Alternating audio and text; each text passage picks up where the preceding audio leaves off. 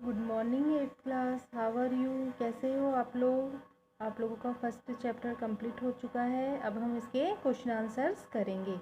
तो question answers page number 18 पे आप ओपन करिए। Answer the following question. सबसे फर्स्ट क्वेश्चन है distinguish between rabi crop and kharif crop. Rabi crop और खरीफ क्रॉप में हमें डिफरेंस लिखना है, तो बीच में मार्जिन लाइन बना के रबी क्रॉप और खरीफ क्रॉप लिखकर, जैसे आप पहले मैंने बता रखा है आपको कि डिफरेंस वाले तो सब आंसर्स को बीच में मार्जिन लाइन बना के लिखना है।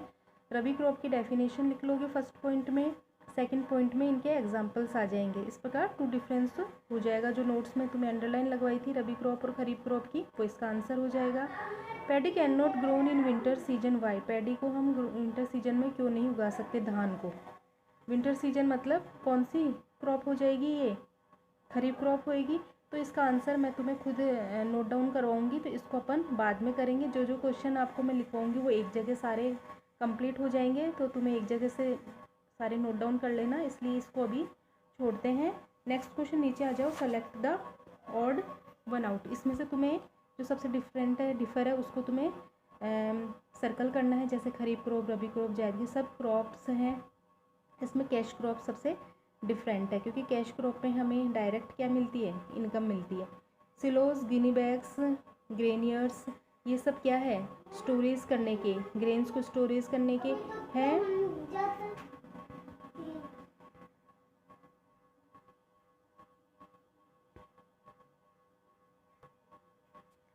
नेक्स्ट है harvester, thresher, combine, winnowing.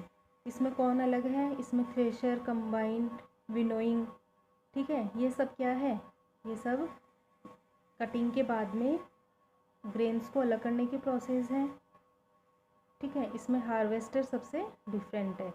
Manure, fertiliser, compost, weedicide, ये सब क्या है? क्रॉप को ग्रो करने में हेल्प करते हैं, जबकि वीडिसाइड क्या करता है? वीड्स को रिमूव करता है। Okay.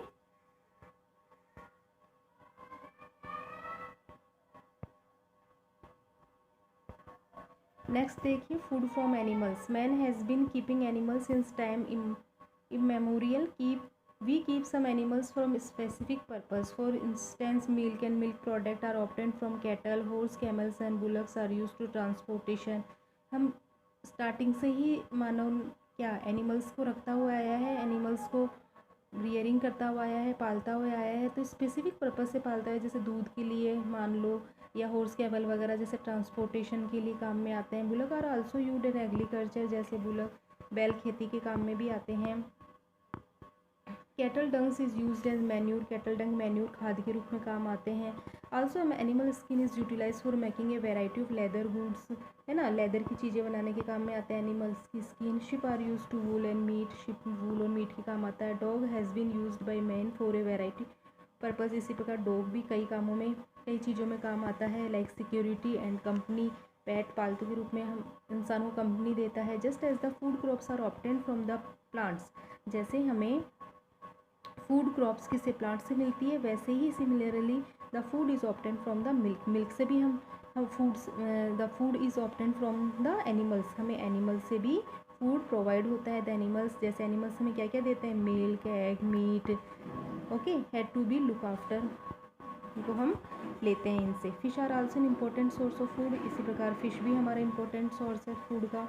The keeping of animals for specific purpose is known as domestication. The keeping of animals for specific purpose के लिए रखे जाते हैं एनिमल, उन्हें क्या बोलते हैं? हम डोमेस्टिकेशन बोलते हैं। डोमेस्टिक एनिमल्स होते हैं वो all domestic useful animals constitute livestock, cattle, buffalo, sheep, pig and camels constitute the livestock wealth of our India. livestock मतलब जो पालते हैं अपन ये सारी चीज़ें हमारे स्पेसिफिक पर्पज़ के लिए, इन्हें हम livestock बोलते हैं। The branch of agriculture that deals with the rearing of animals is known as animal husbandry.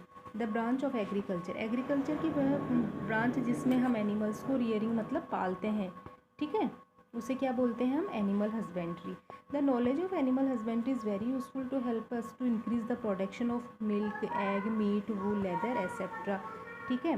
तो ये एनिमल हस्बेंड्री हमारे किसमें, तो किसका प्रोडक्शन इंक्रीज करती है? इसकी स्टडी करके हम milk, egg, meat, wool, leather etcetera इनकी नेक्स्ट क्वेश्चन आंसर देखिए, एनसीईआरटी क्वेश्चन आंसर देखिए, फिलअप्स हैं ये, ठीक है। तो फर्स्ट में क्या आएगा, the same kind of plant grown in cultivated on a large scale eight a place is called crop, ठीक है। जो कल्टिवेटेड करते हैं हम लार्ज स्केल पे, ठीक है, क्रॉप प्लांट्स को उन्हें क्या बोलते हैं, crop. The first step from growing crops is preparation of the soil. जो फर्स्ट स्टेप है क्रॉप को ग्रो करने की वो प्रिपरेशन है सॉइल की। डैमेज सीड वुड फ्लोट, जो डैमेज सीड होंगे वो तो पानी के ऊपर क्या है, फ्लोट करेंगे। For growing a crop sufficient sunlight, crop की ग्रोथ के लिए क्या क्या चाहिए, सफिशिएंट सनलाइट चाहिए, वाटर चाहिए एंड न्यूट्रिएंट्स चाहिए। From the soil are essential, और सॉइल चाहिए, ठीक है। अब ये मैच द कॉलम है kharif crop. Kharif crop, kharif crop किससे मैच करेगा ये, खरीफ क्रॉप में कौन आएगा, पैडी एंड मेज। रबी क्रॉप में कौन इंक्लूड है, रबी क्रॉप में D, wheat, Graeme, P, okay. Chemical fertiliser क्या है, chemical fertiliser urea, super phosphate. Organic manure क्या है, फूड एंड एनिमल एक्सक्रीट्रा, काउ डंक, ठीक है। ये इसमें ये एक एक्स्ट्रा है फूड फॉर कैटल, क्योंकि इधर 4 ही है तो इधर भी 4 ही मैच होंगे, एक बच जाएगा, ठीक है। क्वेश्चन आंसर्स देखिए, इसमें एग्जांपल्स देने हैं। खरीफ क्रॉप के पैडी और मेज आ जाएगा, रबी क्रॉप में वीट और ग्रेम आ जाएगा, ठीक है। अब हमको ये पैराग्राफ लिखना है प्रिपरेशन ऑफ सॉइल के बारे में, वेडिंग के बारे में, सोइंग, थ्रेशिंग, इनके बारे में। प्रिपरेशन ऑफ सॉइल का पेज नंबर 7 पे निकालिए आप। जो मैंने अंडरलाइन लगवाई थी वो आपको डेफिनेशन में लिखना है पहले। The process of turning and loosening the soil is called ploughing और टिलिंग। तो इसमें क्या करना है, अपन प्रिपरेशन करना है, ठीक है। तो ploughing help the soil in A number of following veg. तो अपन क्या करेंगे, सबसे फर्स्ट ऑफ ऑल तुम लगाओगे इसमें, क्या लगाओगे, preparation of soil is done by turning and loosening the soil. यहाँ से इसका आंसर लगाओगे प्रिपरेशन से लेकर कहाँ तक, टिलिंग तक, ओके। और फिर ये सारे पॉइंट्स लिखने हैं इसके, ओके। ये सारे ये कितने पॉइंट है, एफ पॉइंट तक तुम्हें कंप्लीट करना है। तो ये आपका आंसर हो गया 4 का ए, 4 का ए आंसर हो गया। नेक्स्ट है सोइंग ऑफ सीड्स। सीड्स के बारे में हमें सोइंग के बारे में लिखना है अपन को, कैसे बोएंगे। तो सोइंग की डेफिनेशन लिखना है, sowing is the process of putting से लेकर सेलेक्टेड लिखना है, ये इसकी डेफिनेशन हो गई। फिर नीचे आ जाइए, नीचे फिर हमको क्या करना है, इसका प्रोसेस लिखना है कि क्या क्या हमको for sowing seed the following points must be keeped in mind. यहाँ तक लिख के फिर ये इसके तीनों पॉइंट्स लिखने हैं, जो जो अंडरलाइन लगा रखी है मैंने, सिर्फ वहाँ तक, ओनली अंडरलाइन तक,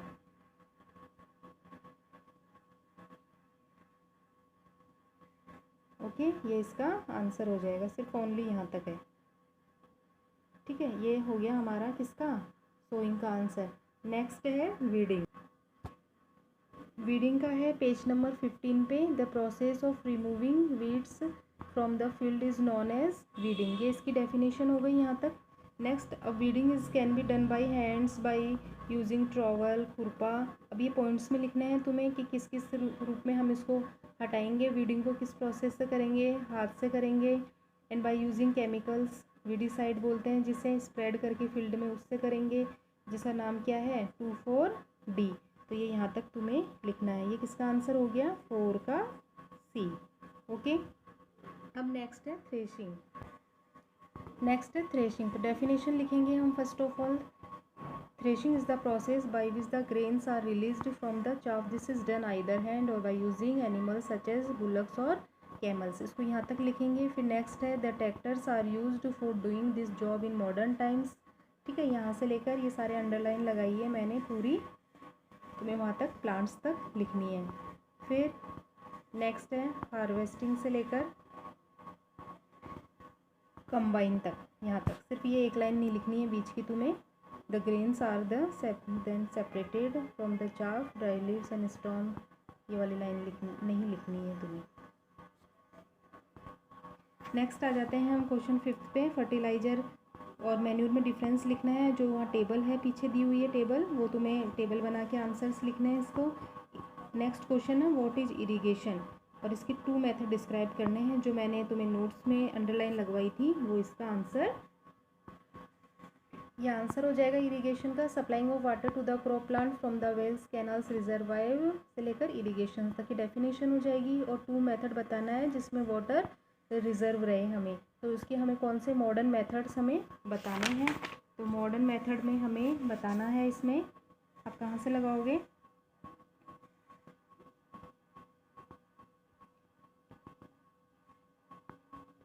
मॉडर्न मेथड ऑफ इरिगेशन लिख लोगे आप पहले, मॉडर्न मेथड ऑफ इरिगेशन, इसमें लिख लोगे आप first sprinkle method. Sprinkle method में जो पूरी मैंने अंडरलाइन लगा रखी है यहाँ तक, और ड्रिप सिस्टम में भी पूरी अंडरलाइन लगा रखी है मैंने यहाँ तक। ये 6 का आंसर हो गया, पूरा कंप्लीट लिखना है आपको। तो आज के लिए इतना ही बहुत है। इन क्वेश्चन आंसर्स को फिर नोटबुक में, होमवर्क की नोटबुक में नोट डाउन कर लेना और इन्हें लर्न कर लेना और मुझे व्हाट्सअप कर देना। और हर स्टूडेंट का ये काम कंप्लीट हो जाना चाहिए 2 डेज़ में। Thank you.